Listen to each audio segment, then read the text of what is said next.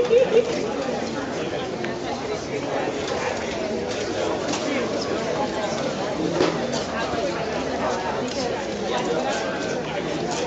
last night, the contemplation of the question we asked you. Ladies and gentlemen, please.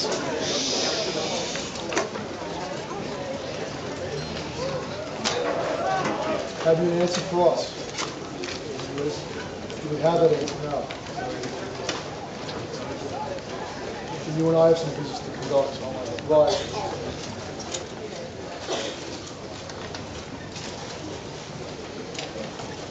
It pains me to say, I'm no longer my squire, I am no longer your master.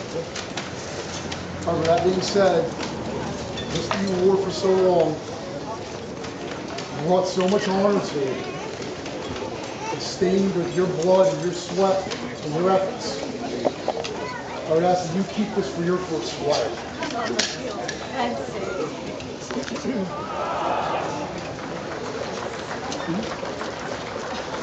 Your Majesty's call the Order of Chivalry.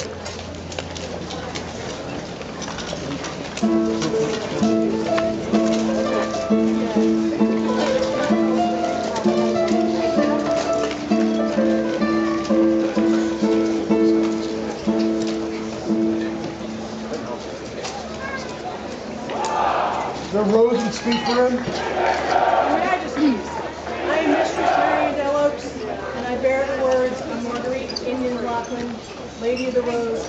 She claims the right to speak for Dmitri. I feel like I should start this speech by declaring, how do you solve a problem like Dmitri? I say this not because I know Dmitri well, but because the stories that accompany him are so incredibly improbable and infectiously joy-filled that the people who tell them start laughing in the middle of their tales. I am told that at the end of his vigil this week, that his friends held a roast for him and that he is well deserving of such a roast. I feel a little bit as if I have been cheated of knowing Dmitri. His travels all over the known world mean that I have met him late in his career, after most of the crazy stories have happened. I do know Dmitri well enough to know that he is someone who plays this great game of ours with a persona that is at odds with his real personality and demeanor. Underneath all his, I'm so awesome you should all bow before me, is a genuinely humble man who would give you the shirt off his back and drop everything to help you. So the answer to the question, how do you solve a problem like Dmitri, is you make him appear. Your Majesties, I advise you to make Dmitri appear, and I would like to be present for the next roast. Is there a master for Pennsic to speak for this candidate? I am Jean-Paul Ducasse, and I would claim the right to speak for this man. When I sat to write this, I had no idea what to write. So I spoke with Mistress Nadia, and then I began to look at all the virtues that the chivalry are held to. Courage. Much more than bravado or bluster. Today's knight must have the courage of heart necessary to undertake tasks which are difficult, tedious, or unglamorous, and to graciously accept sacrifices involved. Justice. A knight holds himself to the highest standard of behavior, knowing that fudging on the little wheels will weaken the fabric of society forever. Mercy. Words and attitudes can be painful weapons, which is why a knight exercises mercy in his dealings with others to have a sense of peace and community, rather than hostility and antagonism. Generosity. Sharing what's valuable in life means not just giving away material goods, but also time, attention, wisdom, and energy. The things that create a strong and rich community. Faith. In the code of chivalry, faith can mean trust and integrity.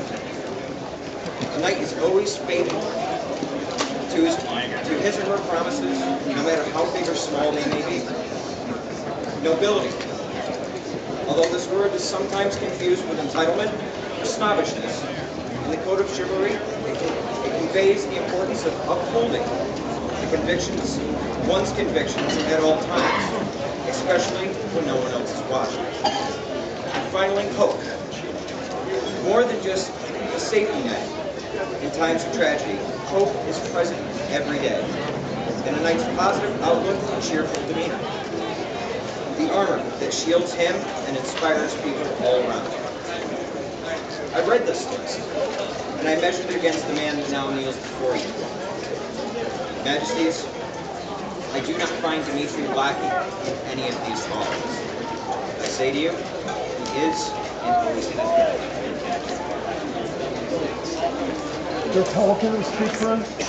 Your Majesties, I am Baroness Lily of Penhill, Mistress of the Order of the Pelican, and I would be honored to speak for my friend, Dmitri. When Dmitri first came to our fair lands of Concordia, I, as baronial MOL, had the pleasure of meeting Deacon at the heavy list tables for tournament sign-in. A shy, retiring, humble lad. I think most would agree that loud, raucous stick jock would suit you better. Shortly thereafter, I heard Dmitri was to be assigned to Alethea's Queen's Guard. Amusing this would be. He couldn't even find his blue card. Truly, you can never judge a book by its cover. While the outward projection of Dmitri, jokester and stick jock, there is a very intense-minded man who takes and took his duties to Queen and Kingdom very seriously.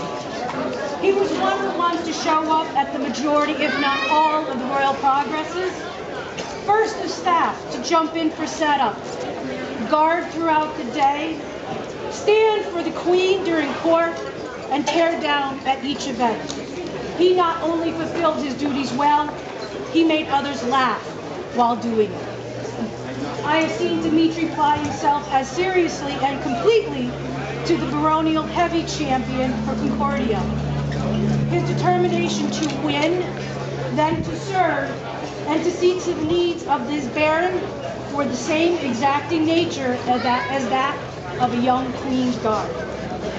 To every duty, small or large, Dmitri takes it seriously, entirely, and completely, and always being the consummate jokester, lest anyone know who he is truly inside.